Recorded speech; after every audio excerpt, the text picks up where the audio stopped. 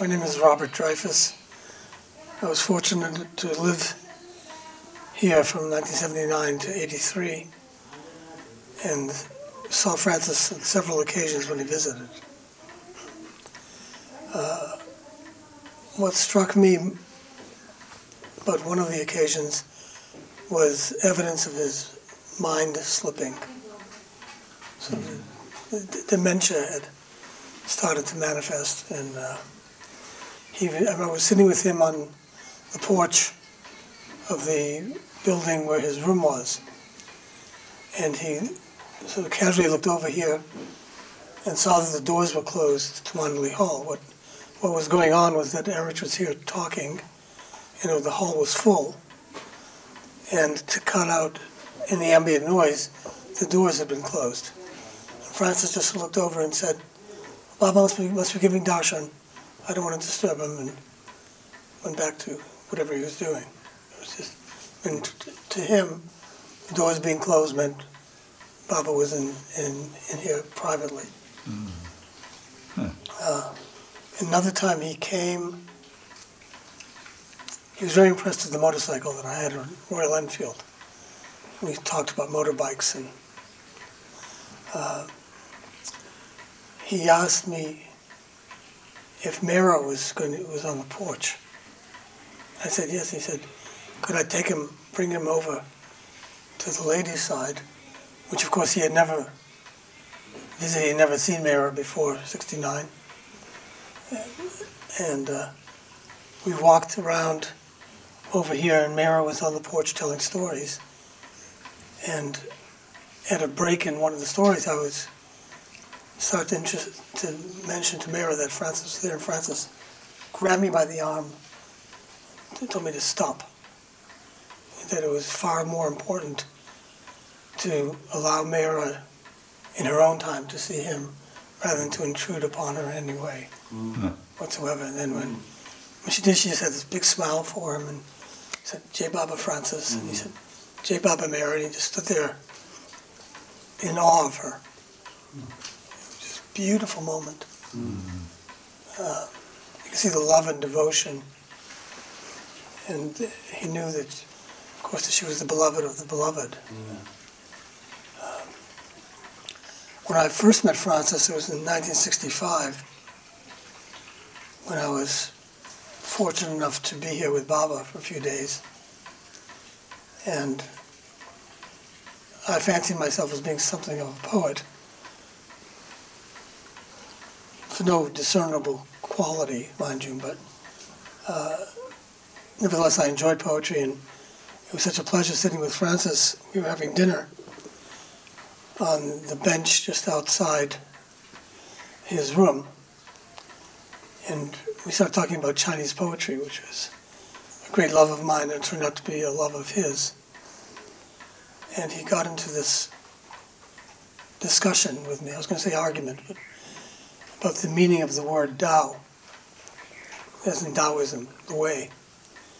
And I made some quip to him, something along the lines of, the problem with China these days was too much Mao, not enough Tao. Francis liked that. He said, it's not Tao, it's Tao. I said, no, Francis, actually, I've checked, I've studied Chinese. It actually is Tao. And he said, no. So I said, it's whatever you think it is, Francis. And in fact, I unearthed a letter from Francis to me, apparently which I'd forgotten about. I had sent him a copy of the poetry of Han Shan, a famous Tang Dynasty Chinese poet whose name means Cold Mountain. He was a great recluse, and his works have been translated a great deal. And I apparently sent a copy to Francis, thinking he might enjoy it, and he sent me back a mini review of it, saying that Cold Mountain needed to be transformed to open heart, into a warm and loving heart for the beloved. That this business of going off to be a recluse in the mountains was nothing more than a fancy. It was a waste of good poetic talent. So anything that doesn't sing the praises of the beloved is worthless. And It's true. and I was sitting another time with Bala too. We were sitting on the veranda outside Mandalay Hall here, and it was pouring rain.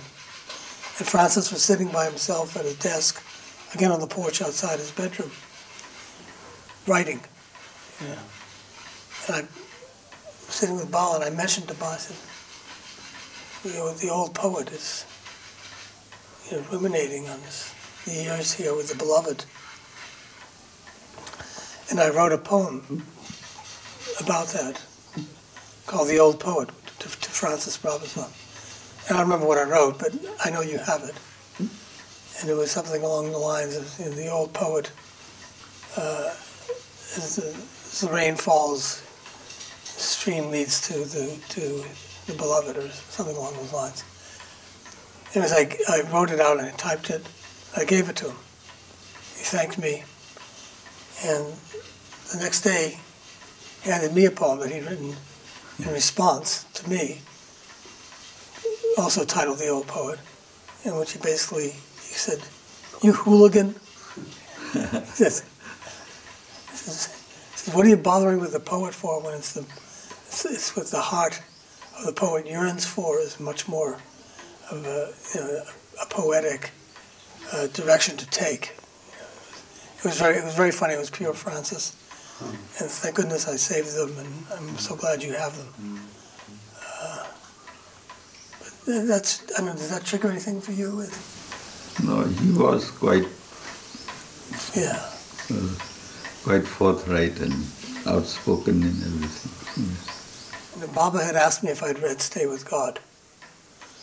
And I said, "No, Baba."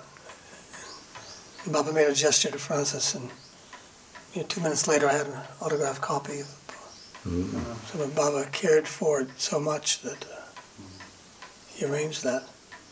Autographed by Francis? Yeah, by Francis. Did you have any time with Francis when you felt that you could see that dementia was setting in? No, I heard these stories, but I wasn't here. He would mostly come during the Amartithi time, I think, with the Australian group. That's when, or sometimes he came, in the earlier days I think he came on his own also. Yeah. I don't recollect now. Now that I think of it, I remember him at 69 Darshan in Pune, when he read out it was a wonderful welcoming address to all of us who had come from so far. A beautifully lyrical speech that he gave of bowing down to those who have not been with him but are bowed down in their hearts to him. That was a beautiful speech. Beautiful speech. He was very active at 69 Darshan with everyone. About your mentioning Francis seeing Mera then, but there was an occasion when Baba took us inside to meet Mera. The year before. Yeah, just exactly to the day, 1 year before Baba dropped his body. He had held a meeting in here, and after the meeting Baba says, "Now I want you all to do one thing. When I go back inside and when I send word, all of you come inside." The Mandali never went that side of the wall, so this was the first occasion when Baba asked the Mandali to come over there. And Baba said that I'll be with Mera on the porch, and what I want you all to do is to come, be in my presence there and with Mera standing beside me. And when you are all there, just fold your hands and say Jai Baba to Mera, and she'll reply you back, Jai Baba. And then you all may return. So that was the time we all trooped in there, and we saw Mera for the first time. Yeah. Most of the Mandli had never seen her.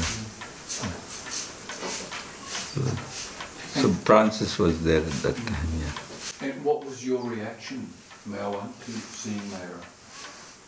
Nothing in particular, just Baba asked us to be there and do this, and we just did that and just came back. Yeah, that was all. And we realized the significance of that later on, when this was Baba's way of trying to instill in Mera the duty of coming out into the world and sharing Baba with the Baba world. Yeah. So Baba was preparing her for that. It was exactly on the day 1 year prior to Baba dropping his body. So that I remember that. That's all.